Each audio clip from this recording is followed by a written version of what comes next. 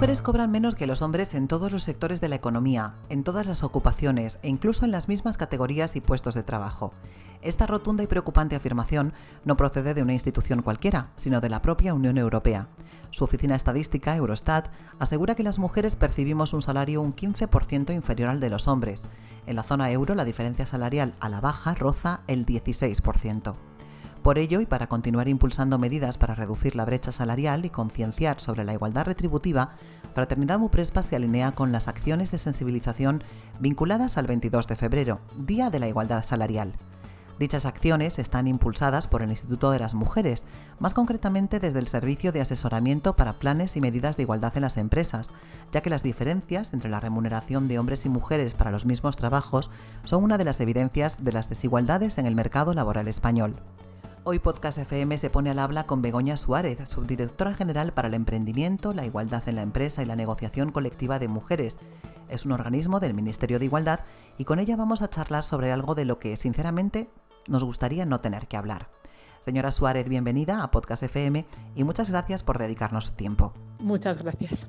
¿Cree que la realidad social y económica que vivimos en estos momentos hace más necesario que nunca dedicar un día a recordar que la discriminación salarial es una realidad en muchas empresas? En el año 2010, el Gobierno decretó el 22 de febrero como el Día de la Igualdad Salarial para resaltar la importancia que tenía en ese momento la brecha de género en el ámbito de las retribuciones.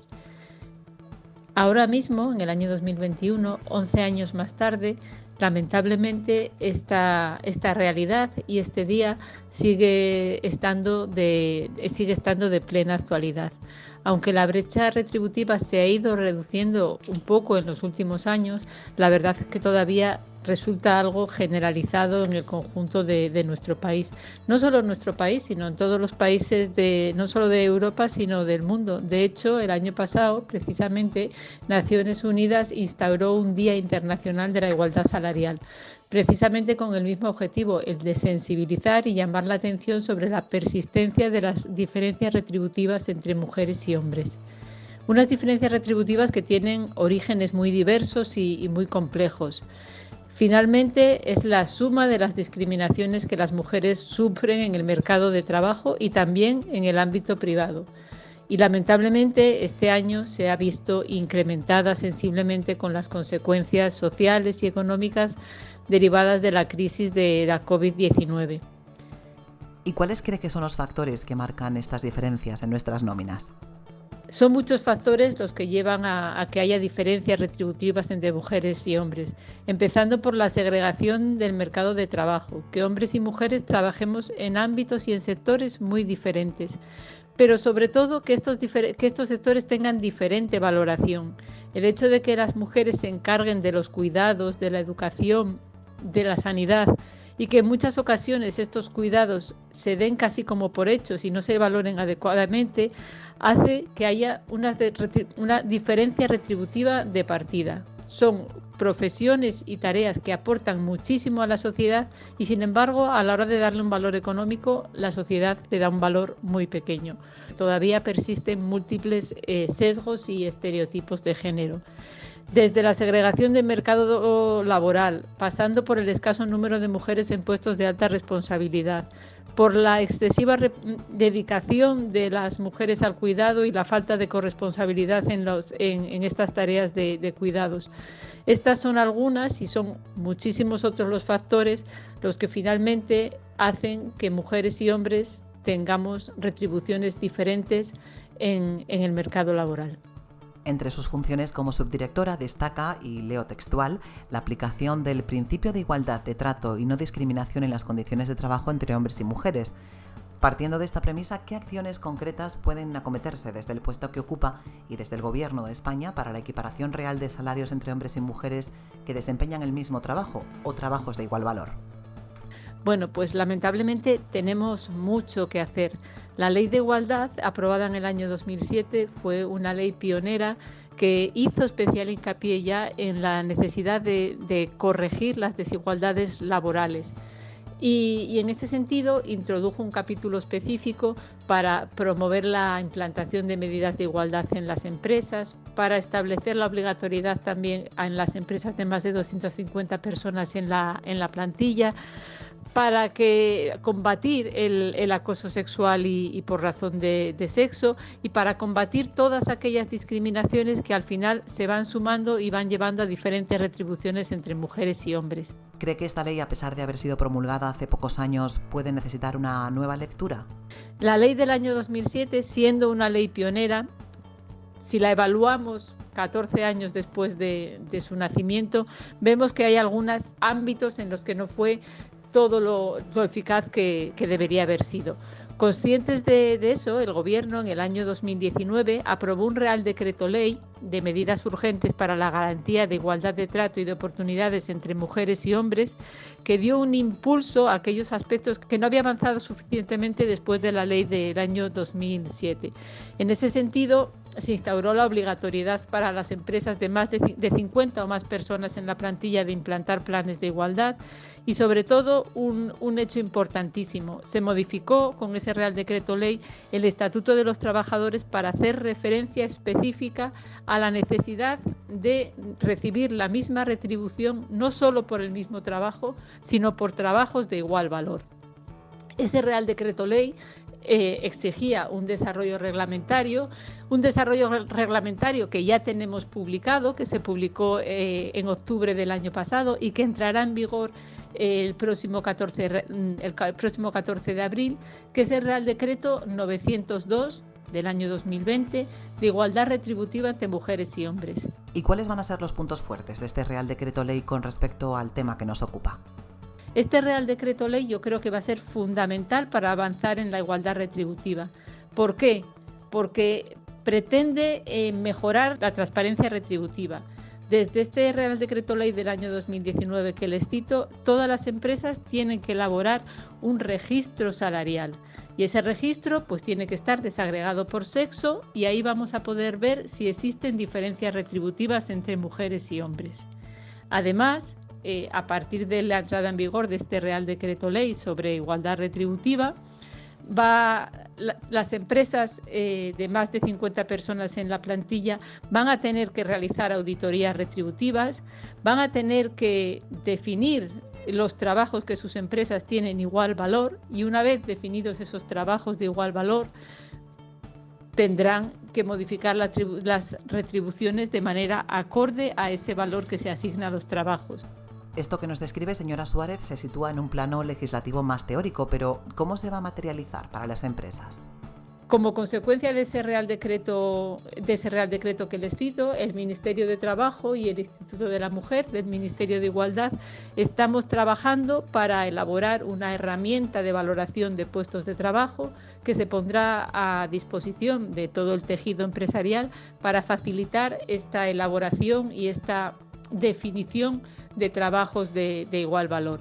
Y en el mismo sentido también vamos a trabajar para hacer una guía de auditorías retributivas con perspectiva de género que facilite también pues que la transparencia sea efectiva y que no existan diferencias retributivas en las empresas de nuestro país. Esos son desarrollos normativos que creo que van a ser fundamentales y luego, pues desde nuestra responsabilidad como subdirección de emprendimiento y igualdad en la empresa, lo que hacemos sobre todo es poner a disposición de las empresas herramientas, guías, un servicio de asesoramiento, ayudarlas a la implementación efectiva de la ley, ayudarlas a que implanten realmente planes de igualdad. Hemos elaborado hace poco una guía para ayudar a la elaboración de esos planes de igualdad. Tenemos un servicio de asesoramiento permanente que acompaña a las empresas que lo desean en ese proceso de implantación de planes de igualdad y sobre todo nosotras nos gusta insistir en que la elaboración de planes de igualdad, el hacer un diagnóstico de la empresa es fundamental porque nos permite conocer nuestra empresa, nos permite hacer una radiografía que al final es una oportunidad para mejorar nuestros procedimientos, tanto en el aspecto de recursos humanos como en otros procesos, en otros sistemas productivos que tenemos instalados, que a veces pues, se repiten sistemáticamente sin entrar a valorar. Y el hecho de que tengamos que implantar planes de igualdad, el hecho de que tengamos que hacer medidas de igualdad y que tengamos que hacer un diagnóstico previo, pues nos va a ayudar a conocer realmente nuestra empresa, y yo creo que tenemos que vivirlo no solo como una obligación que hay que cumplir y a lo mejor pues eso se puede considerar como pues una tarea más que tengo que acometer, pero yo creo que ya que hay que acometer esta empresa, a mí lo que me gustaría es invitar a las compañías a que lo vivan como una oportunidad de conocer realmente su empresa, de mejorar y modernizar su sistema de gestión empresarial, que al final va a repercutir, como ponen de manifiesto muchísimos informes internacionales, en una mejora de la productividad, en mejorar y retener el talento, y al final pues eso es dinero y cuenta de resultados. Los efectos de la pandemia en la sociedad y en la economía hace que las mujeres sean, una vez más, quienes se vean perjudicadas por la discriminación salarial. Dicha discriminación conlleva también menos emprendimiento, menos posibilidades de promoción interna a puestos directivos o dificultades mayores para la conciliación familiar. Tenemos que ser conscientes de la triple dimensión de la pandemia, que ha provocado una crisis sanitaria, social y económica, de unas dimensiones extraordinarias. Y hay que conocer, es necesario trabajar sobre el alcance que ha tenido y el efecto que ha tenido en las mujeres. Todos los estudios y los informes realizados en estos meses están poniendo de manifiesto que la pandemia está afectando especialmente a las mujeres, fundamentalmente por 4 razones. Por un lado, por la sobrecarga del trabajo sanitario y de servicios esenciales, que recae fundamentalmente sobre las mujeres. Las mujeres representan el 70% del personal sanitario en todo el mundo y tienen una presencia muy mayoritaria en sectores de comercio de alimentación, limpieza hospitalaria, limpieza de residencias, cuidado de residencias y personas dependientes. En segundo lugar, las mujeres siguen realizando la mayor parte del trabajo doméstico y de cuidado de personas dependientes, tanto remunerado como no remunerado, y asumiendo también una mayor carga mental derivado de este cuidado. Las mujeres también, en tercer lugar, sufren mayor precariedad y pobreza laboral, lo que las sitúa en un peor lugar para afrontar un nuevo periodo de crisis, especialmente las mujeres jóvenes, aquellas que tienen baja cualificación, y también las mujeres migrantes. A esto se suma que algunos de los sectores más afectados, como el comercio, el turismo, la hostelería, están altamente feminizados. Y por último, una de las cosas que no podemos olvidar es el aumento del riesgo de violencia de género que se ha producido durante la pandemia y de otros tipos de violencia contra las mujeres derivados precisamente de la situación de confinamiento y en algunos casos aislamiento, que ha sido más duro al principio de la pandemia, pero que todavía permanece vigente. Como consecuencia de estos 4 factores que acabo de señalar, sí que podemos decir que efectivamente las mujeres están siendo especialmente perjudicadas por la crisis. De hecho, en los últimos tiempos se ha visto cómo el desempleo de las mujeres crece a un ritmo significativamente más alto que el desempleo de los hombres, y que otras brechas de género que existen en el empleo se van incrementando, como puede ser la que estamos comentando en esta entrevista, que es la discriminación salarial. Dado que su subdirección se ocupa también de la promoción, impulso, fomento y evaluación de la implantación de planes de igualdad en las empresas, ¿qué datos y qué valoración nos puede ofrecer acerca de la implantación de dichos planes actualmente? En relación a los planes de igualdad, a mí me gustaría poner de manifiesto que estamos ahora en un momento diferente, y yo diría que en un momento ilusionante. a la exigencia de planes de igualdad que venía recogida en la Ley de Igualdad del año 2007 para las empresas que tenían en su plantilla 250 o más personas, se ha dado ahora, a raíz de la publicación del Real Decreto Ley de medidas urgentes para la garantía de la igualdad de trato, un cambio significativo. Desde el año 2009, las empresas con 50 o más personas en la plantilla tienen la obligación de elaborar e implantar planes de igualdad. Pero además quiero señalar que recientemente, el pasado 14 de enero, entró en vigor el Real Decreto 901 por el que se regulan los planes de igualdad y su registro. Y esto va a dar un cambio muy significativo en el contenido, en la negociación y en la elaboración de los planes de igualdad, porque este Real Decreto establece específicamente cómo se deben de negociar esos planes de igualdad, establece la obligatoriedad de que todos los planes de igualdad tengan un diagnóstico previo y establece los puntos que tiene que tener ese diagnóstico, lo cual es muy, muy importante porque tiene que abordar desde el acceso a la empresa, la promoción profesional, el disfrute de las medidas, de los derechos de conciliación, el tema también salarial, el acoso sexual y por razón de sexo, la segregación vertical en la empresa, con lo cual, y a raíz de ese diagnóstico que elaboremos, tenemos que poner en marcha las medidas para corregir las desigualdades que se hayan puesto de manifiesto.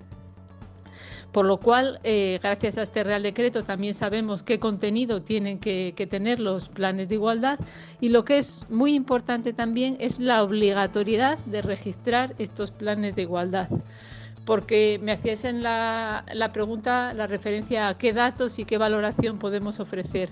Pues datos lamentablemente pocos, porque antes de tener publicado este Real Decreto no había obligatoriedad de registrar todos los planes de igualdad, solo los que estuviesen contenidos en el convenio colectivo, y no teníamos datos de cuántas de las empresas obligadas a elaborar planes de igualdad los tenían.